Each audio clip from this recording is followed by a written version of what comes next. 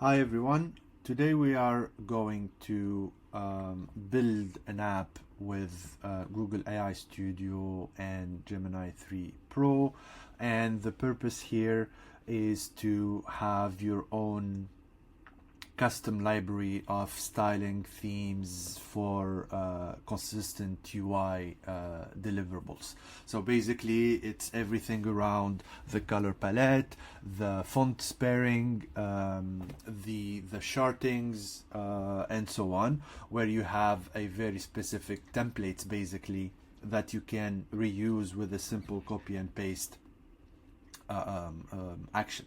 So let's get started, and basically I'm gonna narrate and dictate the prompt that you can use, and then we're gonna iterate on specific sections based on the initial output.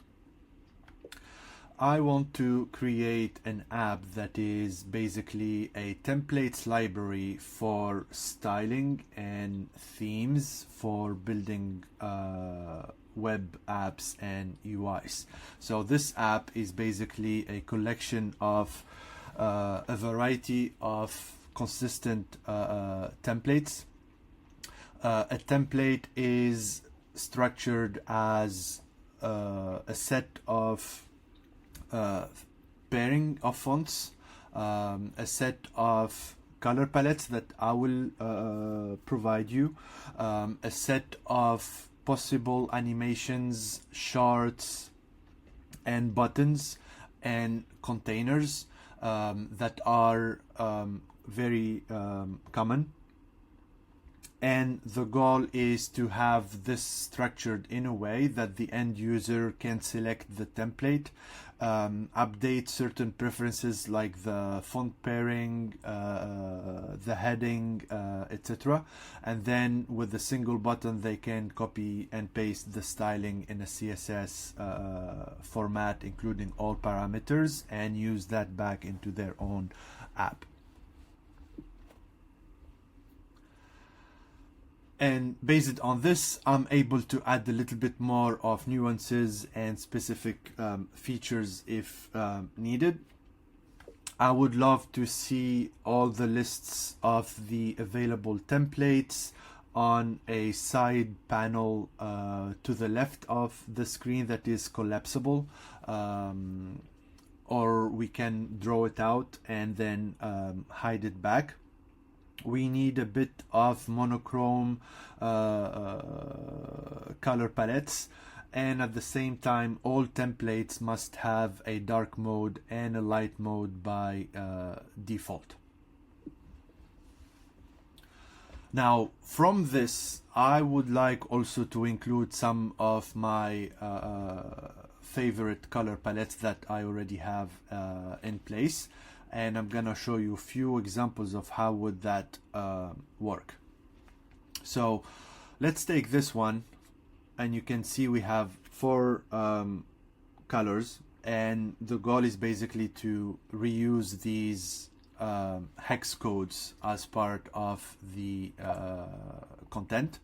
So these are the things that I'm able basically just to copy and paste here.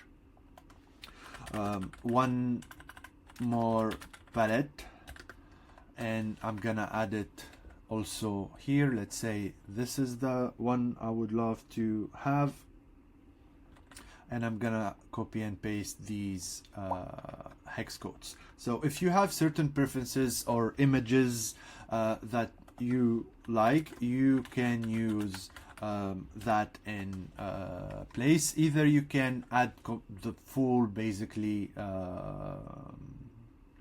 piece, or a screenshot, or even just that image of the content. So that's like one way to have it. Here's another one. So I have my own library in this case. I like to use it, and we can have different variation of that as needed. So this is it. We can start from here, and then we can add, and then basically you start the building, and you will see how AI Studio with Gemini 3 Pro in this case, we'll start planning. So you can see specifically here that we are using the 3 Pro model, and it doesn't have to be a very extensive structured prompt. You can do this in multiple sessions with very specific feedback based on the initial output that you are feeling. You can add more templates later on. You can specify different additions, or you can remove certain section if they don't look up to your expectations. And basically what is happening here is the model is building the app with very specific files, and these files are available in the code section with this file preview UI, where you can see basically what is being built. And the goal here is to have an app that is designed in a way that saves you time, but also that can be generated in a very effective way. So it's literally something where nothing is hard coded, and if you change one element, it will be applied to everything else. And now the preview look like this. Took us a few seconds, and I already have an initial output. So you can see here I have my collapsible side panel like we said. So let's put this on a full screen. We have the collapsible to get more input. We have the three initial color palette, the modern editorial, so everything stays the same. It's just the colors that change. You can see, whereas even small differences can be necessary. We can change the fonts pairing. So you can see here the typography system with the different headings, and space mono, as you can see. So we have three of those, and then here we have some buttons with some soft animations, and the button to copy the CSS configuration. As you can see, the variables and the tailwind is necessary. We have three templates for a SaaS dashboard, then we have one for an editorial blog, and then a storefront. So the goal here is basically to add a bit more of these. Oh, one more thing, you can see here at the bottom, light mode versus dark mode, and all of this is applicable. Now the only difference, as you can see, this part of the slide is still in light mode, but that is something we can correct. So based on this, we can basically share a specific feedback. So we can go back to the prompt here and add the additional instruction. Good start. Now we need to add two more modern color palettes to the list. Typography wise, we need to use modern pairings from the Google Fonts library. We need to add 4 more type of charts, including pie charts with animations and tooltips. And we need to make sure that the side panel is also inheriting the dark mode versus light mode updates.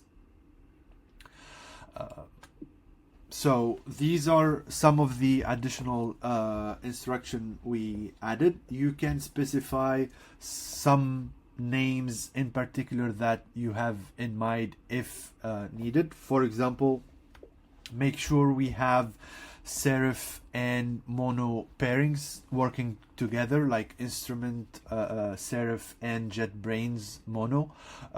We also need some professional business sans type of typeface families involved, and make sure the user is able to select and pick different pairings all together. There you go. And then we give it that additional prompt and it's gonna get back to work. In the meantime, let's go again and see how this is working. So for example, you see in the available chart here, we have tooltips, we have small animation, and then based on this, we need to make sure that everything is in place by testing this thoroughly. So you can see even in dark mode and in light mode, things will be changing slightly depending on what type of heading, etc. So now that I'm building this type of content, what's gonna change for me is if I'm building a SaaS dashboard or a landing page, etc., is to use basically what I want from this. So I don't have to think it through again and spend more time on how this is going to work. I'm just gonna copy the CSS configuration that I'd like based on the different combinations, and that's it. So here it's gonna take me 15 minutes to build this library, and from there I'm basically good to go once I am satisfied with the initial output. And there you go. Now we have a total of 5 palettes. We have the 5 charts, as you can see here. I think there is something missing, but that's totally fine. We have some histogram benchmark charts. We have double lines, we have surface lines with the small icons, which is really nice. Now we have additional fonts. For example, this one is really lovely, the Vintage Forest with the instrument serif and the JetBrains mono for the letters for better visibility. You can see here we have some nice outputs. This is really nice. We have different ways to structure this content and different packaging. Let's see if the light mode is now correct and we have it working properly as expected. There you go. Now what we can do is add some subtle enhancement. For example, what I would love is to get, for example, the legends added to the charts. Now, can you add proper legends into the charts using colored circles without borders in every available charts with the optimal readability? There you go. And I'm doing this in a very natural language state. So nothing fancy. It's basically you're describing what you would like to get, and you have your full output from there. You can see there are still some misalignment and bugs or errors to be fixed, but the goal, for example, is to have some visuals here to the left so you can directly know which is the theme you'd like to take away. But overall, these are somehow very effective ways to use this model. You can see things are getting basically adjusted in terms of size, width, and length. If you want to use these themes, also the color palettes are being adjusted for readability, contrast, etc. You can still see there are still some blue even in the dark mode here that could be adjusted, so that is something we can fix later on. And the good thing is, even with Gemini, you have some of the errors that you can spot here, and those can be fixed directly. And once you have this in place, what you can do is basically put it online to share it with your team members or publicly if you want, then you have this library is basically ready to go at your convenience. I found this very productive, very useful, and creates a lot of consistency in terms of the output you are going to build over time. So you have the same brand identity. It follows those instructions in a very specific way, and all you have to do is basically copy all those instructions that you have, and that's it. So now there you go, we have a new version. Let's take this one, and you can see we have the famous legends here applied to those colors for optimal readability. So hope this was helpful. Let me know your thoughts, and see you in the next video.